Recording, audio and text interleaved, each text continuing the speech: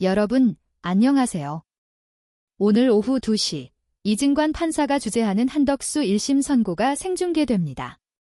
이 순간이 단순한 법정 절차가 아닙니다. 국민의 분노가 폭발 직전인 역사적인 심판의 날입니다. 하필 선고 직전에 한덕수가 초호화 호텔에서 포착된 사실이 알려지자마자 이진관 판사가 생중계를 허용한 것은 국민들에게 강렬한 긍정 신호로 다가옵니다. 마치 법원이 국민의 외침을 듣고 있다는 듯한 희망의 불씨를 지핀 결정입니다. 서울 특급 호텔 로비 호화로운 소파에 앉아 휴대전화를 뚫어지게 바라보는 한 남성. 그는 바로 내란 우두머리 방조와 내란 중요임무 종사라는 중대 혐의를 받는 한덕수입니다. 이 뻔뻔한 장면이 공개된 시점이 하필 오늘 21일 1심 선고를 코앞에 둔 절정의 타이밍이라 온 사회가 들끓고 있습니다. 분노가 폭발하고 있습니다. 16일 최욱의 매불쇼에서 윤석열에게 사형이 구형된 바로 다음 날인 14일 시청자 제보로 들어온 그 영상이 공개됐습니다. 최욱은 직제상 윤석열 다음으로 가장 무거운 책임을 져야 할 사람이 한덕수라고 날카롭게 지적했습니다. 총리가 없다는 이유로 그가 지금도 대한민국 최고급 호텔을 드나들며 호화로운 삶을 즐기는 모습이 도대체 납득이 되느냐고 국민의 가슴을 후벼 팠습니다. 이 영상 한 조각이 수많은 사람들의 마음을 찢어발긴 이유는 결코 단순한 호기심이 아닙니다. 이 장면은 지금 이 사회가 어떤 중재를, 어떤 뻔뻔한 태도를 어떻게 용인하고 있는지 적나라하게 잔인하게 드러내고 있습니다. 같은 시기 또 다른 충격적인 장면이 터졌습니다. 한덕수가 서울의 고급 식당에서 부인 최아영과 함께 여유롭게 돈가스를 주문하는 모습. 최양 작가는 15일 페이스북에 전날 서울 유명 경양식 식당에서 한덕수 부부를 직접 목격했다며 사진을 올리며 분노를 토해냈습니다. 그날이 바로 윤석열에게 사형 구형된 다음 날 낮이라는 점이 더욱 국민의 피를 끓게 합니다. 최양 작가는 썼습니다. 내란을 일으킨 핵심 인물 중 하나로 징역 15년 중형을 구형받은 자가 대낮에 부인과 메뉴를 고르는 장면이 비현실을 넘어 초현실적이라고, 그 광경이 역겹고 충격적이라고. 그녀와 일행은 내란 시도 이후 탄핵까지 추운 겨울 내내 아스팔트 위에 앉아 목이 터지도록 탄핵을 외치며 깃발을 흔들었다고 합니다. 그런데 그 절규의 대상자 중 한 명이 바로 테이블 건너편에서 태연하게 돈가스를 고르고 있었다니. 이 얼마나 뻔뻔하고 오만한 장면입니까? 어떤 자격으로, 어떤 얼굴로 이 돈가스를 먹으러 왔느냐고 묻고 싶었지만 그 분노를 양배추 샐러드와 함께 억누르며 삼켜버렸다고 합니다. 대신 사진은 찍었다. 찍지 않고는 견딜 수 없었다고요. 그 사진 하나하나가 국민의 울분을 대변합니다. 이 글들이 사람들을 더 격분하게 만든 이유는 누군가 밥을 먹었다는 평범한 사실이 아닙니다. 추운 거리의 절규 장면과 호화식당의 여유로운 장면이 한 화면에 겹치면서 죄와 책임, 반성과 처벌, 법과 현실이 완전히 따로 노는 이 기가 막힌 현실이 더욱 선명하게 드러났기 때문입니다. 이 컨트레스트가 국민의 가슴을 찢습니다. 여기서 절대 잊어서는 안 될 점은 한덕수가 단순히 가벼운 의혹을 받은 인물이 아니라는 사실입니다. 그는 내란의 핵심 공범입니다. 내란 특검은 지난해 결심 공판에서 한덕수에게 징역 15년을 구형했습니다. 그 무게를 생각하면 등골이 서늘해집니다. 그리고 오늘, 바로 오늘 21일 오후 2시 서울중앙지법 형사 33부 재판장 이진관 판사가 1심 선고를 내립니다. 이 선고는 전면 생중계됩니다. 개정된 내란 특검법에 따라 특검이 기소하거나 공소유지를 담당하는 사건은 1심을 원칙적으로 중계하도록 되어 있습니다. 무엇보다 이 선고는 12.3 비상계엄이라는 헌정유린 사태를 둘러싼 내란 혐의에 대한 법원의 첫 공식 판단입니다. 국민 모두가 숨죽이고 지켜보는 순간입니다. 국민들은 오늘 법정에서 국가가 민주주의를 어떻게 지키는지, 헌정을 파괴한 자들에게 어떤 혹독한 대가를 매기는지 그 최소한의 정의 기준을 간절하게 확인하려 합니다. 특검이 제시한 혐의는 결코 가볍지 않습니다. 오히려 충격적입니다. 한덕수가 국무위원 부의장으로서 대통령의 자의적 권한 남용을 철저히 견제하고 통제해야 할 위치에 있으면서도 위법한 비상계엄 선포를 방조했다는 점. 2024년 12월 3일 위법한 계엄 선포의 절차적 정당성을 확보하려 윤석열에게 국무위에 소집을 건의한 혐의. 선포 이후 절차적 하자를 은폐하려 허위로 작성된 사후 선포문에 윤석열, 강희구와 함께 서명하고 그 문건을 폐기하도록 요청한 혐의. 심지어 윤석열 탄핵 재판에서 계엄 선포문을 언제 어떻게 받았는지 기억이 없다는 식으로 증언해 위증까지 저질렀다는 혐의. 특검은 결심 공판에서 12.3 비상계엄이 45년 전 내란보다 훨씬 더 막대하게 국격을 짓밟았고 국민에게 돌이킬 수 없는 상실감을 안겼으며 그 피해는 헤아릴 수 없다고 분노에 차서 구형 이유를 밝혔습니다. 한덕수는 최후 진술에서 그날 밤 대통령이 계엄을 하겠다고 말하는 순간 말할 수 없는 충격을 받았고 절대 동의할 수 없는 일이었으며 뜻을 돌리려 애썼으나 힘이 모자랐다고 했습니다. 비록 막지 못했지만 찬성하거나 도운 일은 결단코 없으며 이 역사적인 법정에서 드릴 수 있는 가장 정직한 마지막 고백이라고 눈물 흉내를 냈습니다. 말로는 반성과 부끄러움을 토로했습니다. 그러나 국민의 분노는 바로 이 지점에서 터져나옵니다. 말과 행동이 완전히 엇박자이기 때문입니다. 이중적인 태도가 너무 뻔뻔하기 때문입니다. 죄의 무게가 이토록 무거운 사람이라면 최소한 사회적 시선 앞에서 태도를 바꿔야 하는 것 아닙니까? 머리를 숙이고 반성하는 모습을 보여야 하는 것 아닙니까? 그런데 호텔 로비와 돈가스 식당에서 포착된 장면은 그 모든 기대를 정면으로 짓밟고 비웃는 듯 보였습니다. 이건 단순한 무신경이 아니라 오만과 도발입니다. 특히 영상이 찍힌 곳은 서울 중구의 초특급 호텔 웨스틴 조선 서울 호텔 피트니스 센터 입구. 점심으로 돈가스를 먹고 운동하러 호텔을 찾은 것으로 보입니다. 이 여유가 이 뻔뻔함이 국민의 가슴을 찌릅니다. 돈가스 식당과 호텔은 차로 20여 분 거리. 그 호텔 피트니스 개인 회원권은 수천만 원 연회비도 수백만 원에 달합니다. 한덕수는 과거 무역협회 회장 시절 부부 회원권 1억 원 상당의 강남 초특급 호텔 피트니스 무료 이용권을 받고 퇴직 후에도 버젓이 사용한 사실이 드러나 이미 논란이 된 바 있습니다. 이 대목들은 단순한 사치 문제가 아닙니다. 공직자의 책임과 특권의 냄새가 진동을 내며 겹쳐질 때 국민의 분노는 폭발합니다. 법정에서 중재를 다투는 한편 밖에서는 특권의 공간을 아무렇지 않게 드나드는 장면이 겹쳐지면 그 자체가 강력한 정치적 도발이 됩니다. 온라인 반응이 이토록 거센 이유도 바로 여기에 있습니다. 유전무죄 무전유죄냐. 앞으로 먹기 힘들 텐데 지금 많이 처먹어라. 내란 동조자가 호텔에서 호의호식하는 게 정의냐. 내란 중요 임무 종사자가 이렇게 떳떳하게 특급 호텔에서 편안히 있는 게 말이 되느냐? 대한민국 법은 이미 죽었다. 이런 외침들이 쏟아지고 있습니다. 분노의 함성입니다. 비꼬는 표현도 넘쳐납니다. 가슴이 아프고 부끄러워 얼굴을 들기 어렵지만 돈가스 써는 건 손쉽다. 이 조롱 섞인 분노는 사회가 무너졌다는 절망감에서 나옵니다.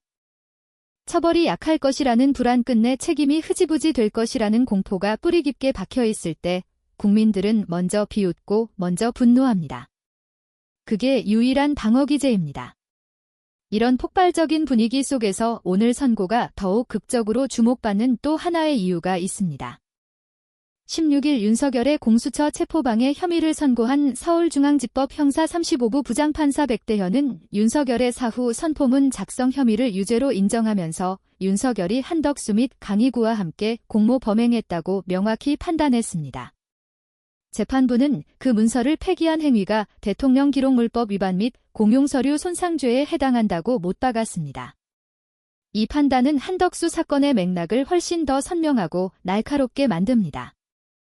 한덕수 혐의는 혼자 떠안는 문제가 아니라 그날 권력의 작동 방식과 책임 사슬의 핵심 고리로 법원이 이미 지목한 사안이기 때문입니다. 그래서 오늘 선고는 단순히 한 개인의 형량이 아니라 내란의 전체 구조에 대해 법원이 어떤 단호한 태도를 취하는지 전 국민이 지켜보는 결정적 장면입니다. 국민들이 특히 예민하게 보는 것은 바로 구속 여부입니다. 한덕수는 현재 불구속 상태입니다. 불구속 자체가 무죄를 뜻하지는 않습니다. 하지만 국민 감정에서는 불구속이 사실상 면죄부처럼 읽힙니다.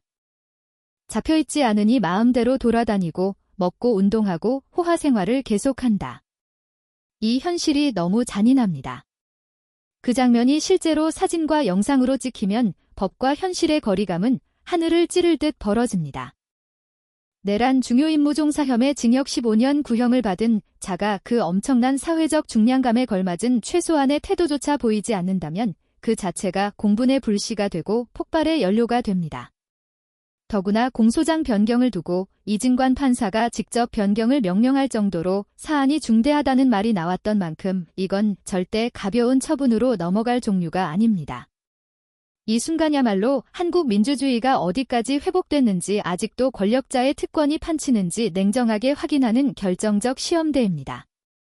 오늘 이진관 판사의 선고는 한 사람의 운명을 넘어 권력자들에게 강력한 경고를 보내고 국민에게 잃어버린 최소한의 신뢰를 돌려주는 거룩한 자리여야 합니다. 지금 필요한 건 달콤한 위로가 아닙니다. 정의를 칼날처럼 집행하는 단호한 장면입니다. 국민이 계속 농락당하고 우롱당하는 사회는 결코 오래 버티지 못합니다. 법이 권력자를 철저하고 엄정하게 다룰 때만 사회는 다시 정상으로 정의로운 방향으로 돌아갈 수 있습니다. 오늘 바로 오늘 그 정상의 첫 문턱을 법원이 단호하게 흔들림 없이 세워야 합니다. 국민의 이름으로 정의가 살아있음을 증명해야 합니다. 지금부터 수십 년간 정치학을 연구하며 민주주의의 위기를 목도해온 한 교수로서 이 사안에 대한 깊은 분석과 솔직한 심경을 여러분과 나누고자 합니다. 이 영상을 보고 가슴이 메어오는 분들이 많을 겁니다. 저 역시 마찬가지입니다. 한덕수라는 인물이 호텔 로비와 돈가스 식당에서 태연하게 포착된 장면은 단순한 개인적 일탈이 아닙니다. 이건 권력의 오만이 어떤 모습으로 드러나는지 생생하게 보여주는 정치적 상징입니다. 정치학자로서 수많은 쿠데타와 내란 사태를 연구하며 깨달은 것이 하나 있습니다. 권력의 핵심에 있던 인물들이 위기 이후에도 여전히 특권을 누리는 모습은 민주주의의 상처를 더 깊게 만드는 독입니다. 한덕수는 국무위원 부의장이라는 막중한 위치에 있었습니다. 대통령의 위법한 권한 행사를 견제해야 할 최후의 보루였습니다.